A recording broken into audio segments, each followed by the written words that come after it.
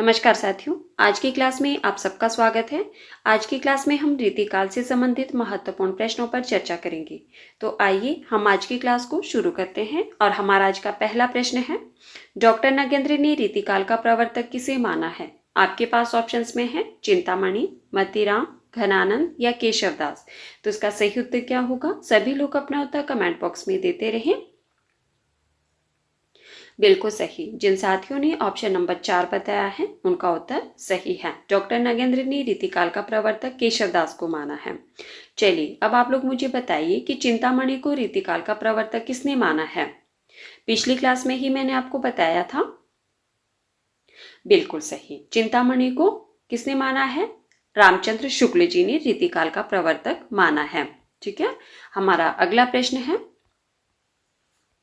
रीतिकाल के कवि नहीं है। आपके पास ऑप्शंस में है गुरु गोविंद सिंह, नाथूराम शर्मा शंकर, वृंद या बख्शी हंसराज। तो इसका सही उत्तर होगा, इनमें से रीतिकाल के कवि कौन नहीं है? बिल्कुल सही। जिन साथियों ने ऑप्शन नंबर 2 बताया है उनका उत्तर सही है। नाथूराम शर्मा शंकर रीतिकाल के कवि नहीं माने जाते हैं, बाकी तीनों कवि जो है वो रीतिकाल के माने जाते हैं। हमारा अगला प्रश्न है, कवि वृंद का पूरा नाम क्या था? आपके पास ऑप्शंस में है वृंददेव, वृंदावन, वृंदश्री या वृंददास। तो इसका सही उत्तर होगा, बिल्कुल सही। जिन साथियों ने ऑप्शन नंबर 2 बताया है उनका उत्तर सही है। कवि वृंद का पूरा नाम क्या था? वृंदावन। हमारा अगला प्रश्न है, हित तरंगिणी के रचनाकार कौन है? आपके पास ऑप्शंस में है मतीराम, केशवदास, पद्माकर या कृपाराम। तो इसका सही उत्तर होगा, बताइए हित तरंगिणी किसकी रचना है? बिल्कुल सही। जिन साथियों ने ऑप्शन नंबर 4 बताया है उनका उत्तर सही है। ठीक है। हित तरंगिणी किसकी रचना है? कृपाराम की रचना मानी जाती है 1541 ईस्वी की। हमारा अगला प्रश्न है, बिहारी किस धारा के कवि हैं? आपके पास ऑप्शंस में है रीतिबद्ध, रीतिमुक्त, रीतिसिद्ध या उपयुक्त सभी की। तो इसका सही उत्तर होगा,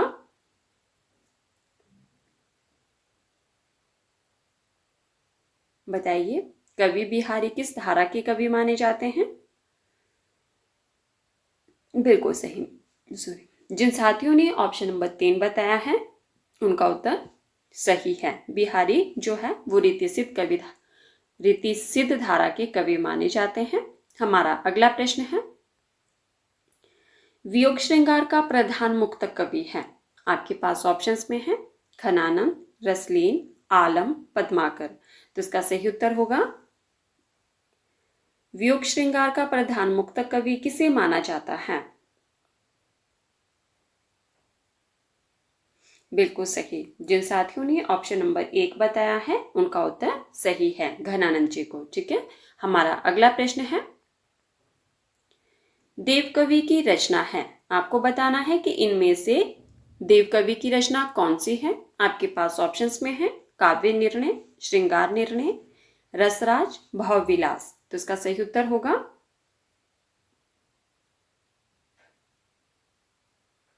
बिल्कुल सही। जिन साथियों ने ऑप्शन नंबर 4 बताया है उनका उत्तर सही है। भावविलास किसकी रचना है? देवकवि की। आपका प्रश्न यही खत्म नहीं होता है। अब आपने मुझे बताना है कि काव्य निर्णय जो रचना है इसके रचनाकार कौन है? बिल्कुल सही। काव्य निर्णय किसकी रचना है? भिखारीदास जी की। ठीक है। किसकी है? भिखारीदास जी की रचना है। और श्रृंगार निर्णय ये भी भिखारीदास जी की रचना है। ठीक है। किसकी है? भिखारीदास जी की रचना है श्रृंगार निर्णय। और रसराज, बिल्कुल सही। रसराज किसकी है? मतीराम की रचना है। ठीक है।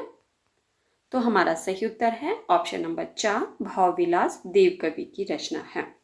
हमारा अगला प्रश्न है, रतन हजारा के रचनाकार कौन है? आपके पास ऑप्शंस में है पद्माकर, रसनिधि, भिखारीदास या मतीराम। तो इसका सही उत्तर होगा, और ये प्रश्न जो है बार बार परीक्षा में पूछा जाता है। बताइए रतन हजारा किसकी रचना है? बिल्कुल सही। जिन साथियों ने ऑप्शन नंबर 2 बताया है उनका उत्तर सही है। रतन हजारा रसनीति की रचना है। और कई बार एक प्रश्न और पूछा जाता है कि रसनीति का वास्तविक नाम क्या था? बताइए। रसनीति का वास्तविक नाम बताना है आपको। बिल्कुल सही, पृथ्वी सिंह। ठीक है, कई बार परीक्षा में प्रश्न पूछा जाता है कि रसनीति का वास्तविक नाम क्या था, तो आपने याद रखना है पृथ्वी सिंह। और इनकी जो ये प्रसिद्ध रचना है रतन हजारा, ये भी बार बार परीक्षा में पूछी जाती है। हमारा अगला प्रश्न है, भूषण का वास्तविक नाम था। आपके पास ऑप्शंस में है बृजभूषण, राधेश्याम, घनश्याम या मदन मोहन। तो इसका सही उत्तर होगा, बताइए, भूषण का वास्तविक नाम क्या था?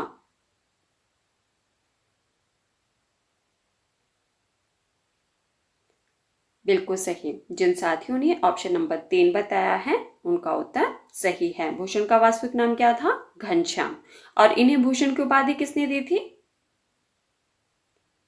बताइए। बिल्कुल सही, सोलंकी राजा रुद्र ने इन्हें भूषण की उपाधि दी थी। ठीक है, हमारा अगला प्रश्न है, साथियों जिन्होंने अभी तक वीडियो को लाइक नहीं किया है प्लीज वीडियो को लाइक कर दीजिए और अगर हो सके तो वीडियो को ज्यादा से ज्यादा शेयर भी कर दीजिए। हमारा अगला प्रश्न है, कौन सी रचना घनानंद की नहीं है? आपके पास ऑप्शंस में है सुजान सागर, वियोग बेली, इश्क लता या इश्कनामा। तो इसका सही उत्तर होगा, बताइए, इनमें से कौन सी रचना घनानंद जी की नहीं है और साथ में फिर आपने ये बताना है कि यह रचना किसकी है।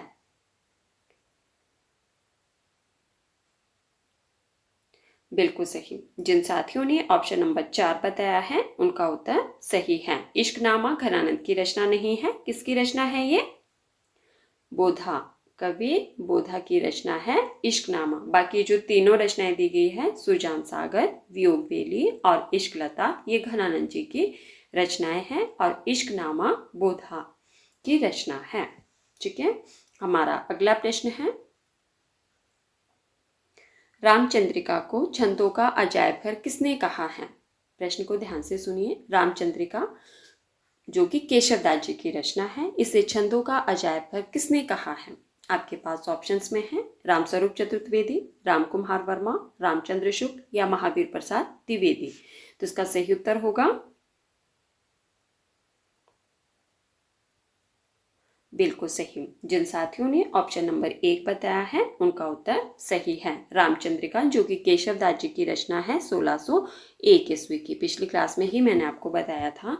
इसे जो है छंदों का अजायब घर किसने कहा है? रामस्वरूप चतुर्वेदी ने। ठीक है, और ये प्रश्न बार बार परीक्षा में पूछा जाता है तो आपने याद रखना है। ठीक है, हमारा अगला प्रश्न है, किस कवि ने प्रकृति पर स्वतंत्र रूप से रचना की है?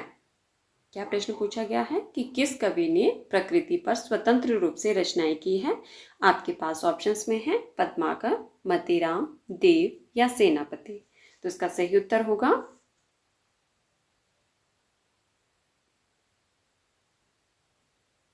बिल्कुल सही। जिन साथियों ने ऑप्शन नंबर 4 बताया है उनका उत्तर सही है। सेनापति कवि ने जो है प्रकृति पर स्वतंत्र रूप से रचनाएं की हैं। ठीक है, हमारा अगला प्रश्न है, डॉक्टर पीताम्बर दत्त बड़थवाल के अनुसार रामचंद्रिका है। आपके पास ऑप्शंस में है असाधारण महाकाव्य, फुटकल कविताओं का संग्रह, छंदों का अजायब घर या अलंकार मंजूषा। तो इसका सही उत्तर होगा, बताइए, डॉक्टर पीताम्बर दत्त बड़थवाल के अनुसार रामचंद्रिका क्या है? आपके पास ऑप्शन है असाधारण महाकाव्य है, फुटकल कविताओं का संग्रह है, छंदों का अजायब घर है या अलंकार मंजूषा है। तो बताइए इसका सही उत्तर क्या होगा? बिल्कुल सही। जिन साथियों ने ऑप्शन नंबर 2 बताया है उनका उत्तर सही है। डॉक्टर पीताम्बर दत्त बड़थवाल के अनुसार रामचंद्रिका जो है वो फुटकल कविताओं का संग्रह है। हमारा अगला प्रश्न है, इनमें से किस कवि ने नक्षिक शीर्षक से काव्य ग्रंथ की रचना की है? आपके पास की है नहीं की है। प्रश्न है आपके पास कि इनमें से किस कवि ने नखशिख शीर्षक से काव्य ग्रंथ की रचना नहीं की। आपके पास ऑप्शंस में है कुलपति मिश्र, नृपशंभु, पजनेस या सुरति मिश्र। तो इसका सही उत्तर होगा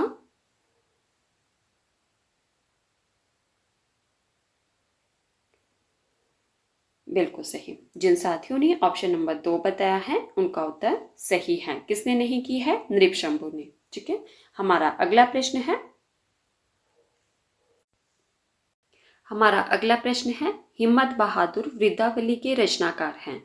आपके पास ऑप्शंस में है कुलपति मिश्र, पद्माकर, सेनापति या राम सिंह। तो इसका सही उत्तर होगा हिम्मत बहादुर वृद्धावली के रचनाकार कौन है? बिल्कुल सही। जिन साथियों ने ऑप्शन नंबर 2 बताया है उनका उत्तर सही है। हिम्मत बहादुर वृद्धावली पद्माकर जी की रचना है। ठीक है, और यह 211 छंदों का महाकाव्य है। ठीक है, कितने छंद है इसमें? 211। 211 छंदों का क्या है? ये प्रबंध काव्य है, आपने याद रखना है। और ये किसकी रचना है? पद्माकर जी की। ठीक है, तो साथियों ये थे हमारे आज के कुछ महत्वपूर्ण प्रश्न जिन पर हमने चर्चा की। अगर आपको क्लास पसंद आए तो प्लीज़ वीडियो को लाइक कर देना, वीडियो को हाइप कर देना और अगर हो सके तो वीडियो को ज़्यादा से ज़्यादा शेयर भी कर देना। इससे आगे वाले प्रश्नों पर हम नेक्स्ट क्लास में चर्चा करेंगे। ठीक है, धन्यवाद। मिलते हैं अगली क्लास में।